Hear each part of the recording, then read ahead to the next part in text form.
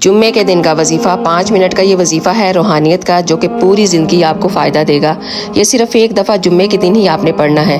इसके फ़ायदे क्या हैं? ऐसी ऐसी जगह से आपके लिए अल्लाह ताला असबाब बनाएंगे, आपकी मुश्किलें आसान होंगी, आप सोच नहीं सकते।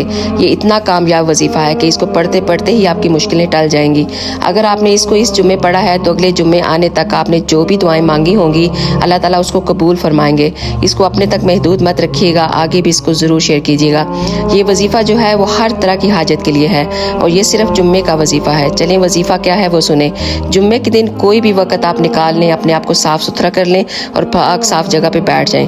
पहले आपने 3 दफ़ा दुरूद पाक पढ़ना है और इस 100 दफ़ा आपने पढ़ना है बिस्मिल्लाहिर्रहमानिर्रहीम।